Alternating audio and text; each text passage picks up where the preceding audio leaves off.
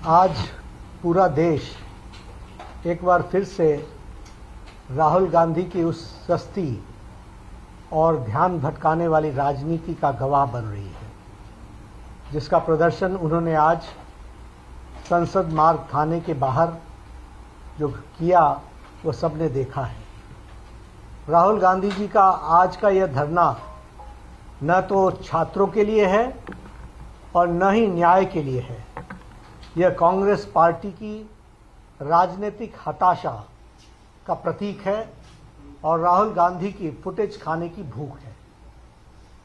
पूरा देश जानता है कि 20 जुलाई की घटना को लेकर माननीय सर्वोच्च न्यायालय ने पहले ही संज्ञान ले लिया है और पूर्व जज की अध्यक्षता में एक 5 सदस्यीय उच्च अधिकार प्राप्त समिति का गठन भी किया गया है।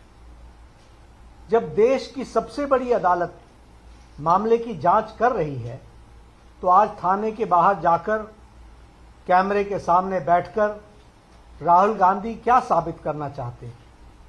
क्या नेता प्रतिपक्ष का देश की न्यायपालिका पर विश्वास नहीं है क्या?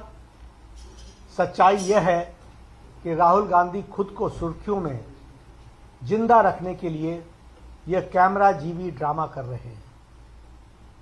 आज जब राहुल गांधी संसद मार्ग में डीसीपी ऑफिस पहुंचे, तो उन्होंने स्पष्ट रूप से बताया गया कि दिल्ली पुलिस की क्राइम ब्रांच पहले से ही 20 जुलाई के सभी मामलों में सघन जांच कर रही है। डीसीपी ने यह भी बताया उनको और आश्वासन दिया कि वे इस मामले में जो क्राइम ब्रांच को आपने कहा है वह उनको भेज दिया गया है और क्राइम ब्रांच इसकी जांच कर रही है।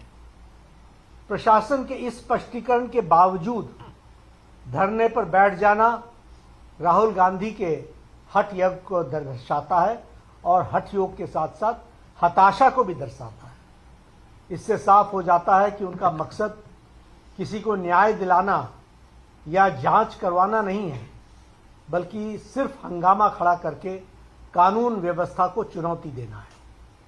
इस पूरे ड्रामे में और इस पूरे ड्रामे की अगर हम टाइमिंग को समझें तो हमें ध्यान में आएगा कि आज कांग्रेस पार्टी वंदे मातरम के मुद्दे पर, वंदे मातरम के विषय पर पूरे देश में चारों ओर से घिर चुकी है। राष्ट्रगीत के अपमान को लेकर जनता कांग्रेस से जवाब मांग रही है। कांग्रेस के एक बड़े नेता तिरंगे वाले केक को काटते हुए दिखाई दे रहे हैं, अपने इसी राष्ट्र विरोधी चेहरे को छिपाने के लिए और इस जो भारी फजीयत हुई है उससे ध्यान भटकाने के लिए राहुल गांधी ने आनन फानन में यह ध्यान भटकाने का यह नया ड्रामा रचा है। राहुल गांधी लोकतंत्र और बहस की बड़ी बड़ी बातें करते हैं, लेकिन जब देश के माननीय गृह मंत्री जी ने संसद में उन्हें सीधी चुनौती दी कि आइए संसद में बैठिए, संसद में चर्चा कीजिए, हम हर मुद्दे पर चर्चा करने के लिए तैयार हैं, तो वो पूरी की पूरी कांग्रेस पार्टी संसद की चर्चा से भाग खड़ी हुई। संसद के पटल पर जवाब देने की हिम्मत नहीं है, इसलिए सड़क पर बैठकर नौटंकी की जा रही है। आदरणीय प्रधानमंत्री श्री नरेंद्र मोदी जी के पहले ही उन्होंने कह दिया है कि कांग्रेस एक परजीवी पार्टी है। जो भी पार्टी कांग्रेस के साथ जुड़ती है उससे वो ताकत लेती है और उसी पार्टी को समाप्त कर देती है। अब कांग्रेस पार्टी बच्चों और छात्रों के भविष्य को भी खत्म करने पर आमदा है। भारतीय जनता पार्टी स्पष्ट करना चाहती है कि देश संविधान, कानून और न्यायिक प्रक्रियाओं से चलता है, न कि किसी परिवार के हठयोग या कैमरा के प्रति उनके प्रेम से चलता है। नहीं, राहुल गांधी को यह समझ लेना चाहिए कि जनता उनके इस हिट एंड रन वाले रवैये को और राजनीतिक पाखंड को भली भांति पहचान चुकी है।